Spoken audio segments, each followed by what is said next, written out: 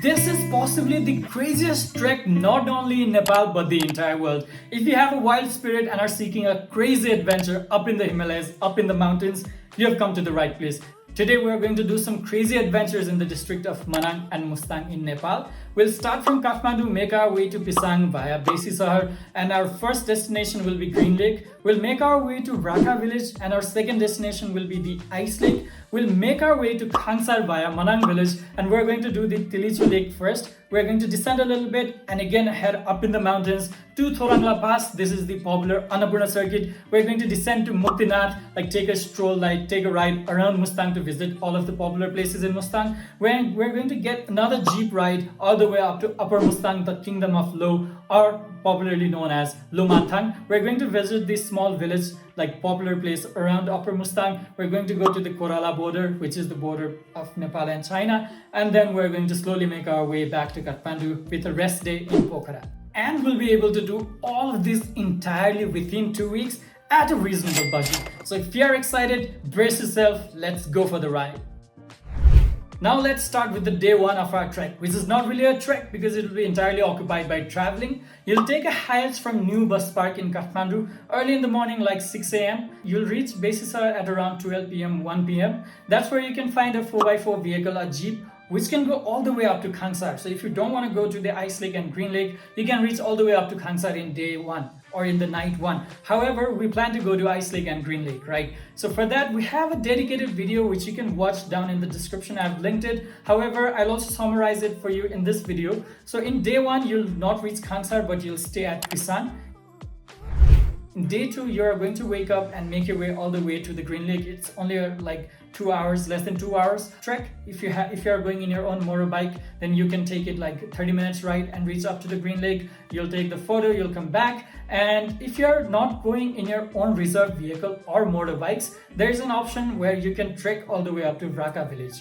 So Raka is the next stop for our day two. That's where we'll stay before heading all the way up to the Ice Lake. So you will come back to Pisang, you'll trek to Raka village, you'll stay there in the night two, day two. And in day three, you'll wake up early in the morning. Now, Raka village is in 3,500 meters, right? And the Ice Lake is in 4,620 meters, which is pretty high. It's very close to the elevation of Tilicho Lake, and it's higher than Mardi Base Camp. It's very close to Kanjingri in Langtang. It's higher than Gosaikunda Lake. So it's pretty serious. It's like one whole day of trek. So once you leave early in the morning, you'll reach there in midday. You can spend a couple of hours there, and you'll make your way back to Raka village and stay the night 3 in Raka as well. Now in day 4, you can take a jeep and make your way all the way up to Khangsar. So there are two options, right? In option 1, you can make your way all the way up to Khangsar, which will be a pretty long ride. It will take you around 10 p.m., 11 or even 12 p.m. in the night to reach Khangsar. Or in option 2, you will reach Khangsar by day 4. Now we'll continue from Khangsar.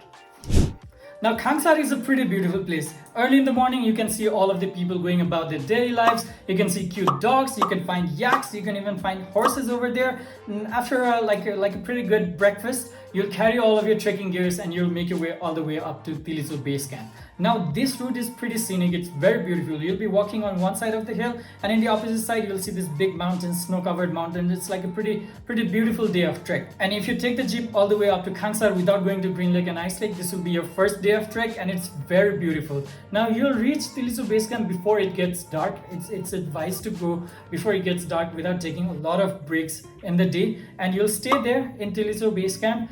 Now the next day is a very big day because we're going to Tilicho Lake.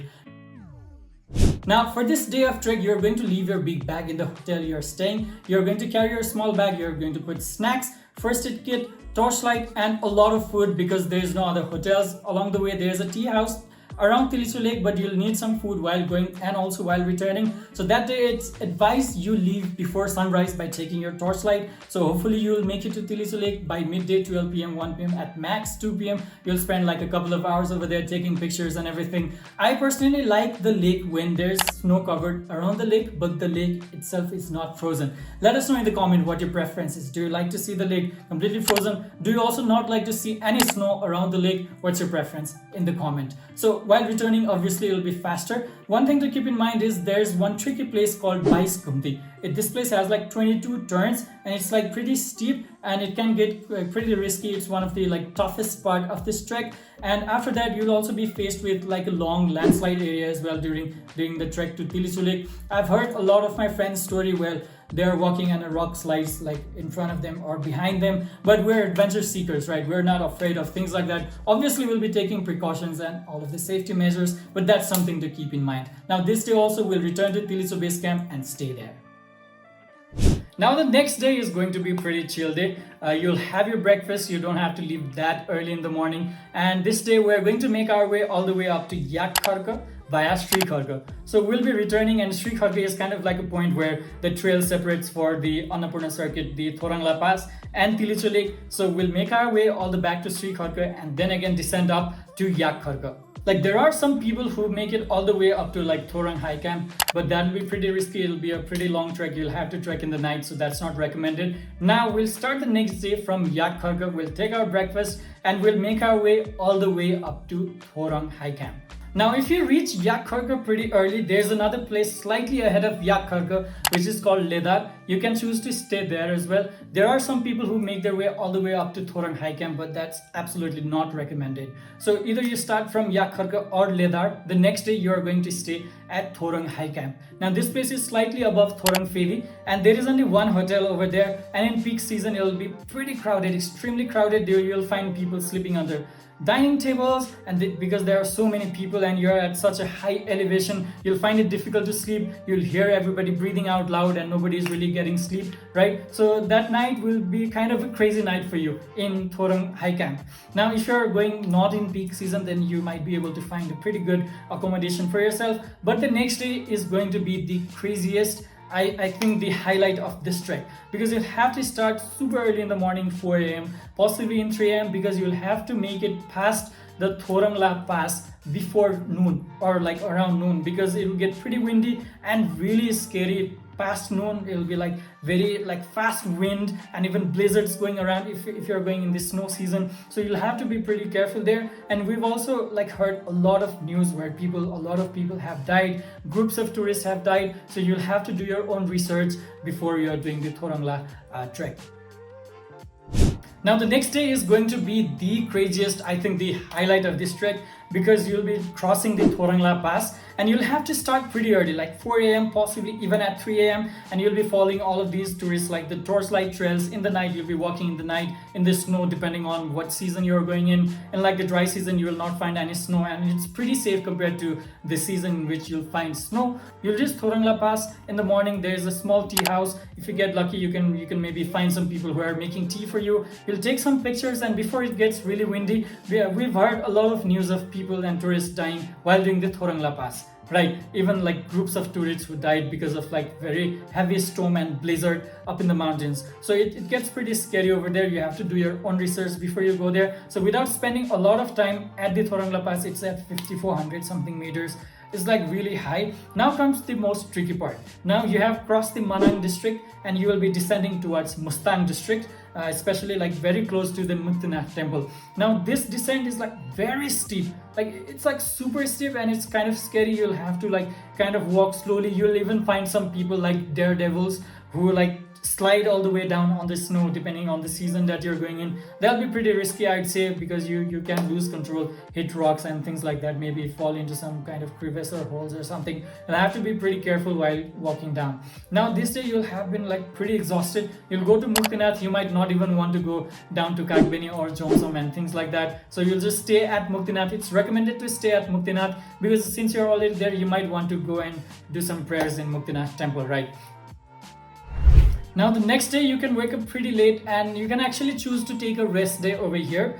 If not, you can wake up early in the morning. You can go to Muktinath temple, do all of your prayers, dip yourself in the cold water and all of the like 100+ taps where there's like continuous cold water running.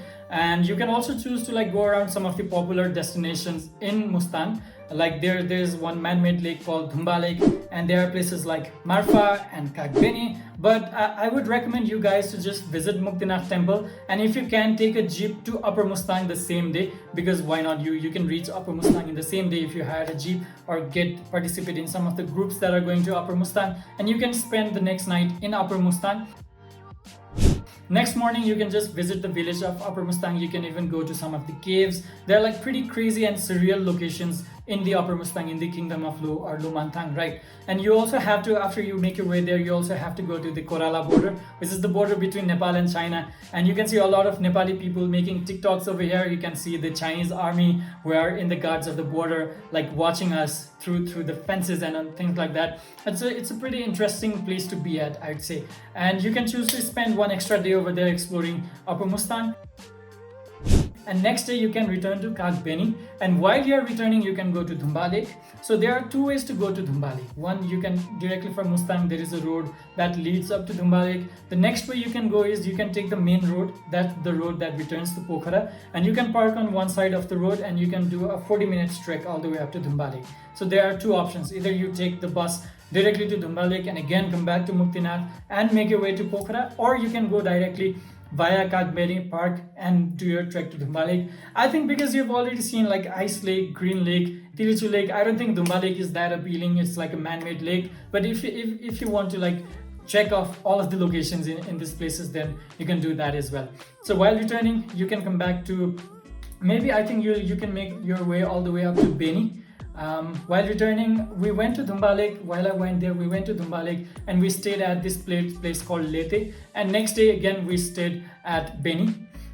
Now the next stop will obviously be Pokhara, like depending on if you're reserving a jeep or traveling via local bus. The local bus will be traveling through the night as well, so you'll not be staying anywhere in between. You'll directly reach Pokhara. If you're taking some reserved bus, you can choose to stay at Lete or even at Beni. You can obviously reach all the way up to Beni, not up to Baglung but up to Beni. And you can stay there and reach Pokhara the next day, and you can chill at Pokhara. You can like take any number of additional days, and if you don't want to stay at Pokhara, if you have already visited, obviously you can choose to make your way all the way back to Kathmandu or wherever you started from.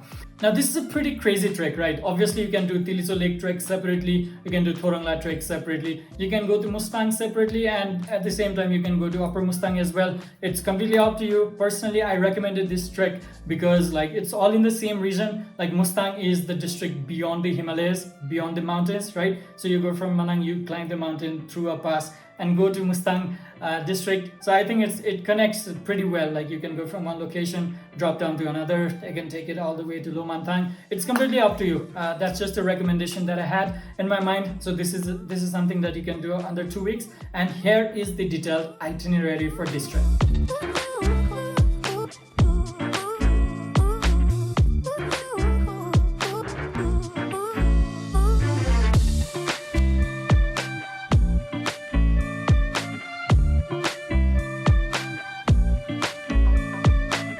Now talking about the budget, you can find the budget over here as well, and this is considering some of the most like reasonable prices. Obviously this can go up depending on your expense level and your preferences and the kind of like places you stay at and the kind of food that you have. But yeah, in general, this is the itinerary and this is the budget. If you like the video or if you have any additional questions, please drop it down in the comments, and I'd love to know your thoughts regarding what you want to see further ahead in the channel, and do let us know your feedback as well. See you again next time.